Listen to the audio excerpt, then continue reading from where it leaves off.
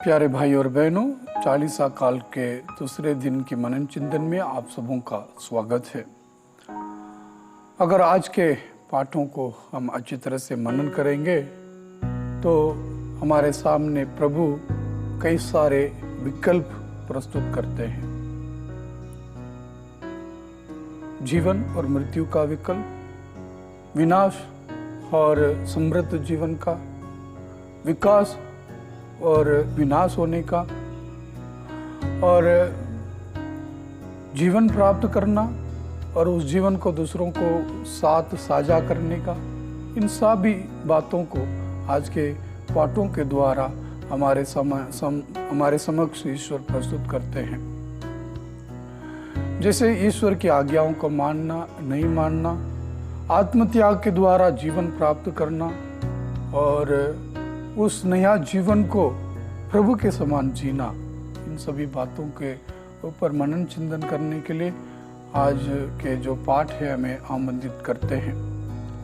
पवित्र आत्मा की मदद से हम जीवन तो प्राप्त करते हैं, फिर भी हमारे मन में कई सारे संदेह उत्पन्न होते हैं। जब हमारे जीवन में तकलीफ, दुख और कष्ट, बीमारियां आते हैं, तब हमारे मन में ये प्रश्न उठते हैं कि ईश्वर क्यों मुझे इतना परीक्षा ले रहे हैं। अगर आज के सुसमाचार को हम अच्छी तरह से पढ़ेंगे तो प्रभु का जो निमंत्रण है उनके समान जीने के लिए उस निमंत्रण को हम समझेंगे।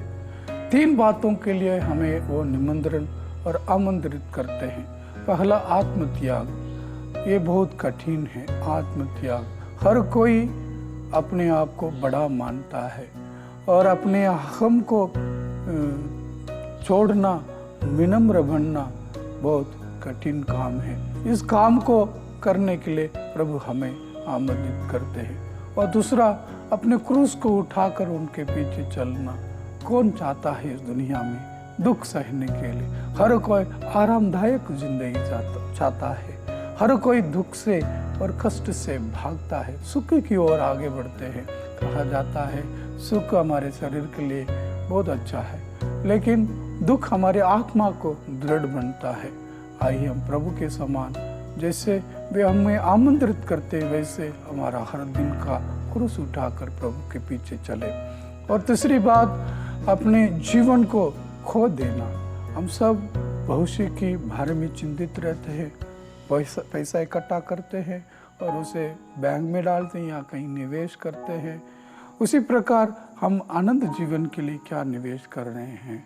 अपने जीवन को त्यागने के लिए क्या हम तैयार हैं? अगर कोई अपने जीवन के लिए त्यागने के लिए तैयार है प्रभु के कारण, वो जरूर अपने जीवन को आनंद जीवन के लिए सुरक्षित रखता है।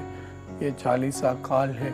इन बातों को हम अपने जीवन में अमल करने के लिए कोशिश करें। आत्मत्याग, क्रूस उठाना और अपने जीवन को प्रभु के लिए खोने के लिए तैयार रहना। आमीन।